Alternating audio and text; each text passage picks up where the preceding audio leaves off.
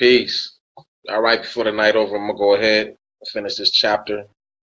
Paradigm number 2, vertical integration. Now that we understand the concept of ethno-aggregation and the process of pooling up group resources, let us move on to the second empowerment paradigm, vertical integration. Vertical integration is a directional paradigm that comes into play after blacks as a group have ethno-aggregated around their most common and prominent characteristics. There is a commonly accepted rule in sociology that when ethnic groups are wedged in hierarchies of wealth, power, and privilege, competitive conflicts are inevitable. Vertical integration empowers blacks to be territorial and vertically mobile. It places black self-interest first and propels blacks in an upward economic direction, because that is where this nation's wealth and power are localized. Wealth, income, businesses, privileges, and resource powers are fixed in parallel, with whiteness at the top of the resource ladder and blackness at the bottom. Wealth and power resources are continuously and disproportionately distributed to those at the top first. These resources circulate horizontally among members of the white in-group before options of the wealth and power trickle down to blacks and other out-groups at the lower levels. On the bottom level, black Americans get what those above either did not want or didn't need. Either way, the result is the same. It is always too little, too late.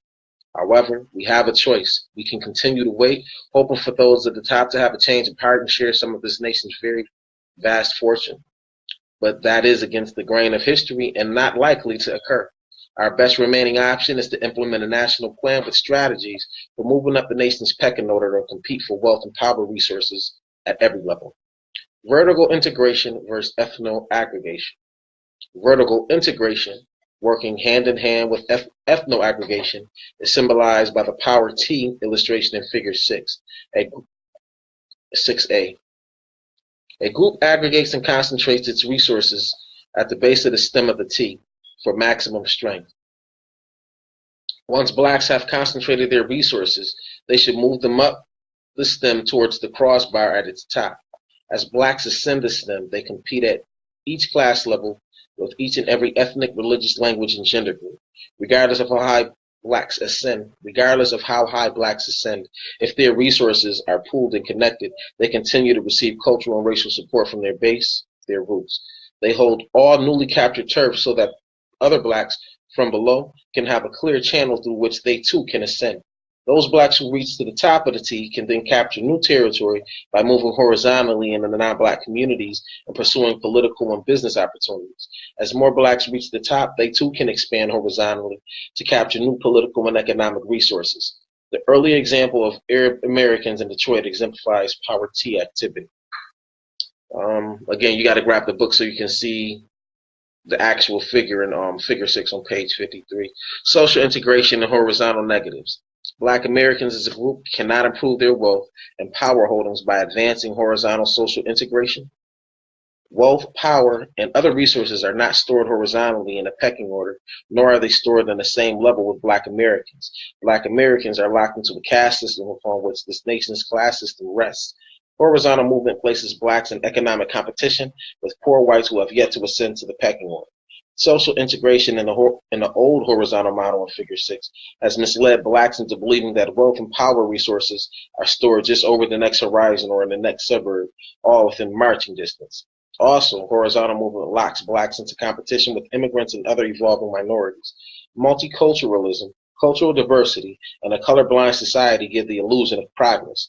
Blacks were convinced into believing that aligning with ethnic immigrants who have been in this country less than 30 years is somehow progress for black people.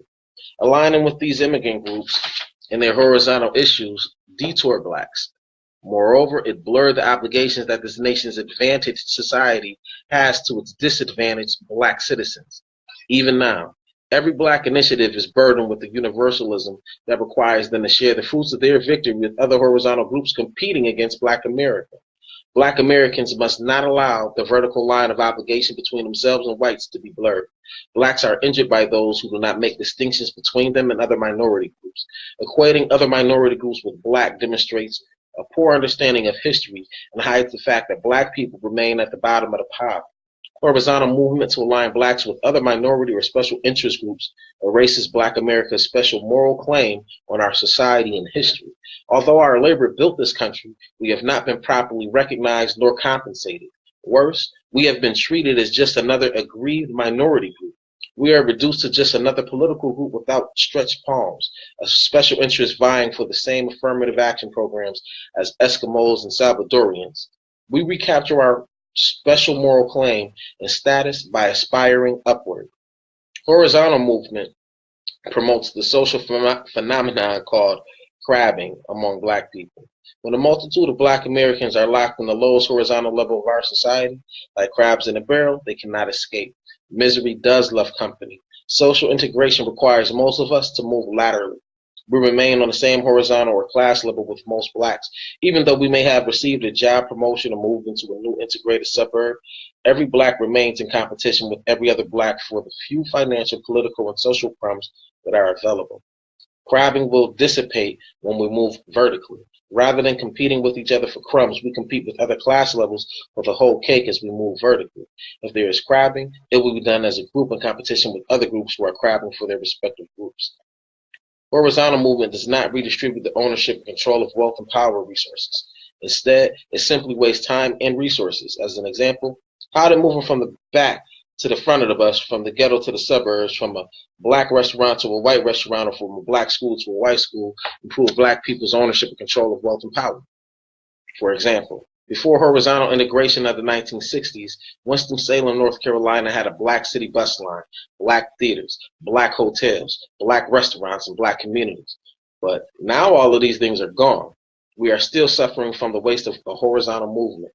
If we have been thinking vertically rather than moving to the front of the bus, our concerns would have been instead about Black people manufacturing, owning, operating, repairing, and chartering the city bus lines. How much tangible difference does it make where you sit on a bus that the destination and the quality of the seating is the same? This is a distinction without a difference. Social and horizontal integration played major roles in killing off Winston-Salem's only Black bus line and other Black businesses. Where is the vertical progress when Blacks are still just passengers or customers in businesses owned by others? As indicated in Figure 7, horizontal integration is at a cross purposes with the self-interest of Blacks. Racism runs up and down, from the highest point to the lowest point. It affects every member of the Black race regardless of education, employment, class, or party affiliation. The only Blacks who benefit from engaging in cross-purpose activities are those directly behind the point where the horizontal issue intersect. For example, when Black women devote their resources to the horizontal gender issue, any benefits from their efforts will not accrue to the race, but to all women. But within the gender category, benefits gained will trickle down to Black women who will still be on the bottom of the gender issue. Therefore, the horizontal issues such as gender, political affiliations, and class should be secondary to racism and the structural economic inequalities that protects it. Horizontal issues that affect everybody have the potential to overshadow racism, divert resources, and prolong this nation's racial inequalities. The so-called aggrieved minorities and women upon whom horizontal issues focused together form a majority of the white population. When Black Americans participate with these groups, not only are they working at cross purposes with their own best interests, their participation pits them against other Blacks. The advantages of vertical integration. In association with the Powernomics empowerment vision of economic and political reform for Black America, the vertical integration paradigm has numerous practical important purposes. 9 purposes are listed here. 1. Vertical integration gives Black Americans access to the primary holders of the nation's wealth and resource powers. 2. It gives Black America a collective sense of a direction for their collective self-interest. 3. It gives Blacks a channel for upward mobility. 4. It is a tool to capture new physical, financial, and cultural territory. 3, 4, swear I just missed 5, or maybe don't say it. 6, it gives Black Americans the mechanism to control an economic industry from the raw material at the bottom to the retail markets at the top. 7, it instills Black Americans with a mindset that encourages them to concentrate on direct resources for maximum impact, benefit, and visibility. 8, it promotes a hierarchy of authority and respect within Black families, Black neighborhoods, and Black people. 9, finally, it reduces Black Americans' vulnerability to competitive groups by dissuading them from engaging in self-defeating horizontal integration. lateral mobility, and cross-purpose issues. Vertical integration advantages Black Americans by vertically linking its authority and institutional leaders with the Black masses. Applications of vertical integration. Chapters 5 through 8 contain specific applications of vertical integration. However, this paradigm applies across the board to all aspects of group empowerment. It applies especially to the business, education, and political principles of self-interest, unity, and monopolistic dominance. The vertical integration concept creates an alternative structure within which Blacks can collectively compete in most aspects of our society. In those businesses in which Black entrepreneurs have competitive advantages based upon Powernomics empowerment principles, the vertical integration paradigm facilitates industrialization. Once Black communities are rebuilt, industries, more so than businesses, will provide them with greater wealth, income, employment, and power-building opportunities. Equally important, vertical integration serves as a mechanism for controlling every layer of business within an industry. For instance, if Black manufacturers of Black hair care products from a vertical industry, it will be possible for them, as well as other Black entrepreneurs, to move up or down in the production, distribution, and retail processes. They will be able to protect themselves by establishing control over the raw materials and manufacturing, and by building their own suppliers, distributors, and retail outlets. They will also be able to collectively encourage and support independent Black suppliers and retail outlets. Clearly, vertical integration holds enormous potential for Blacks. Do our competitors profit from our horizontal orientation? Yes, Black Americans cannot protect their existing assets by moving horizontally. We paid a high price for horizontal social integration, including the loss of our communities, culture, colleges, professional sports teams, political leadership, and businesses. As we opened our culture and communities and abandoned Blackness, our competitors came in and filled the void. While others enriched themselves playing and singing our music, many of our singers and musicians faded away. As our young people fight for admission and financial assistance at white colleges, many historically Black colleges are now predominantly white. While Black business persons argue for affirmative action and set aside preferences, Black businesses that once were all Black because they provided services and products that were unique to Blacks are now forced out of business by the majority society and newly arriving immigrants. We left the back door open while we were busy horizontally integrating. Now, it has closed and locked us out. Let's look again at the hair care industry to illustrate this phenomenon. Only Blacks have Black hair. Until the beginning of horizontal integration in the 60s, Blacks not only dominated, but also had a monopoly on Black hair care. Black business persons attended to every aspect of Black hair care, from the manufacture, distribution, and retail sale of products to the operation of barbershops and beauty salons. Now, all of that has changed. Asians and majority white companies have taken over and now dominate the Black hair care business. While the country was horizontally integrating, Black hair care providers were locked out at the bottom. Majority white retail outlets, especially drugstores and supermarkets, did not integrate their store shelves by including Black hair care products. Once the Black hair care businesses became financially weak, white firms bought them out. Retail outlets made shelf space only after whites acquired ownership. Blacks went through integration, but business opportunities did not. Even then, Blacks were the primary manufacturers until Asians took over the distributorships and effectively cut Black producers off from most retail outlets. This divide and conquer tactic forced most of the remaining Black hair care producers to sell out. Black hair care is now a vertical industry controlled by everyone but Blacks. Black hair care was left unprotected by horizontal social integration. Should Blacks ever move horizontally? Should Blacks ever move horizontally in their quest of greater wealth and power? The answer is yes, but only after they have ascended up the wealth and power pecking order as indicated in the power T-mobility model as shown in Figure 6. Black businesses can move either vertically or horizontally, but the timing and the order is important. Often we get the sequence wrong. We integrated to move horizontally first. Vertical must always come before the horizontal. The objective of a horizontal move is to expand within an existing market that Blacks dominate. As indicated earlier, there was a point at which Blacks have ascended high enough into the wealth and power structure that it will become okay for them to expand horizontally and seek out new turf at the higher levels of this nation's racial hierarchy.